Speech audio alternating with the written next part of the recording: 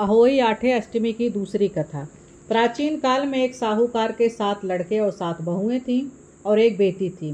दीपावली से पहले कार्तिक मास की बड़ी अष्टमी को 7 बहुएं अपनी इकलौती ननद को साथ में लेकर जंगल में खदान से मिट्टी लेने को गई। जहाँ वे सब मिट्टी खोद रही थी वहीं स्याऊ माता सेह की माद थी। मिट्टी खोदते समय सेह का बच्चा मर गया। स्याऊ माता ने कहा कि तूने मेरा बच्चा मारकर मुझे निपुत्री कर दिया है, इसलिए मैं तेरी कोख बांधूंगी। तब वो ननद अपनी 7 भाभियों से बोली कि तुम में से कोई मेरे बदले में अपनी कोख बंधवा लो। 6 भाभियों ने अपनी कोख बंधवाने से इनकार कर दिया, परंतु छोटी भाभी सोचने लगी कि यदि मैं अपनी ननद का कहना नहीं मानूंगी तो कहीं सासू जी मुझसे रूठ न जाएं। इस विचार से उसने अपने ननद के बदले में अपनी कोख बंधवा ली। इससे जब उसके लड़का हुआ तो वह 7वें दिन मर गया। उसी प्रकार उसके 7 लड़के हुए और मर गए। तब एक दिन उसने ज्योतिषी को बुलवाकर पूछा कि महाराज, ये क्या बात है जो मेरे संतान होती है 7वें दिन मर जाती है, सो इसका क्या कारण है। तब पंडित जी बोले कि देवी, तुम सुरही गाय की पूजा किया करो, क्योंकि सुरही गाय स्याऊ माता की भायली हैं।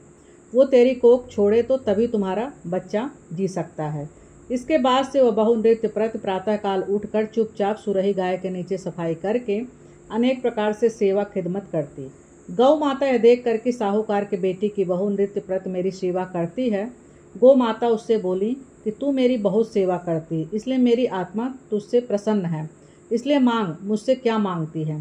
साहूकार के बेटे बहू बोली कि स्याऊ माता तुम्हारी भायली है और उन्होंने मेरी कोख बांध रखी है, सो आप कृपा करके मेरी भायली से मेरी कोख खुलवा दो। उस दुखियारी की बातें सुनकर गौ माता बोली, अच्छा। एक दिन गौ माता उसे साथ ले 7 समुद्र पार अपनी भायली के पास चल दी।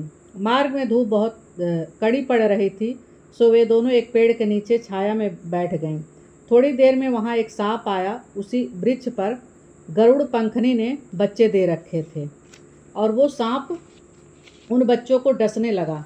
तब साहूकार की बहू ने उस सर्प को मार कर के ढाल के नीचे दबा दिया और उन बच्चों को बचा लिया। थोड़ी देर में गरुड़ पंखनी आई तो वहाँ खून पड़ा देखकर साहूकार की बहू के चोचे मारने लगी। तब वह बहू बोली कि मैंने ही तेरे बच्चे के सर्प को मारकर रक्षा की है और तू मेरी ही दुश्मन हो गई है। साहूकार की बहू की बात सुनकर गरुड़ प्रसन्न होकर बोली, तूने मेरे बच्चे बचाए हैं, इसलिए मांग, क्या मांगती हैं। तब बोली, हमें 7 समुंदर के पार स्याऊ माता के पास पहुंचा दें। तब गरुड़ पंखनी ने उन दोनों को अपने पीठ पर बिठाकर लंबी उड़ान भरकर उन्हें 7 समुंदर पार स्याऊ माता के पास पहुंचा दिया। स्याऊ माता अपनी भायली गोमाता को देखकर बहुत प्रसन्न हुई और बोली कि भायली आजा, बहुत दिनों में मिली है। फिर बोली, बहन, मेरे सिर में जुए बहुत पड़ गए हैं। तब सुरही गाय बोली, मेरे साथ मेरी भक्तिनी आई है, ये तेरे सब जुए निकाल देगी।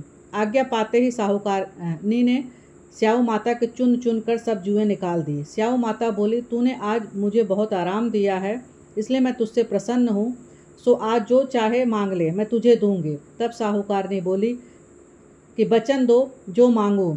स्याऊ माता बोली, अच्छा, वचन दिया और कहा कि यदि मैं अपने वचन से फिरूंगी तो धोबी कुंड में कंकरी हो जाऊं। तब साहूकार की बहू बोली कि मेरी कोख तुम्हारे पास बंधी पड़ी है, सो कृपा करके खोल दो। उसकी यह बात सुनकर स्याऊ माता बोली कि तूने तो मुझे ठग लिया, मैं तेरी कोख कभी नहीं खोलती, परंतु अब तो खोलनी पड़ेगी। जा, तेरे घर तुझे 7 लड़के और उन 7 के बहुएं मिल जाएंगी। तू घर जाकर मेरे 7 उचमन करियो, 7 अहोई बनाकर 7 कढ़ाई कर दीजो। यह सुनकर वह लौट करके घर पहुंची तो वहाँ 7 बेटे और 7 के बहुएं घर पर बैठे मिले। यह देखकर वो बहुत खुश हुई। तभी उसने 7 अहोई बनाई और 7 उचमन किए तथा 7 की कड़ाही करी। दिवाली के दिन उसकी जेठानियाँ कहने लगी कि जल्दी जल्दी अपनी चौका पूरा कर लो, अन्यथा छोटी बहू के बच्चों को याद करके रोने लगेगी। थोड़ी देर में उन्होंने अपने बच्चों से कहा कि चाची के घर जाकर देखाओ कि आज वो अभी तक क्यों नहीं रोई।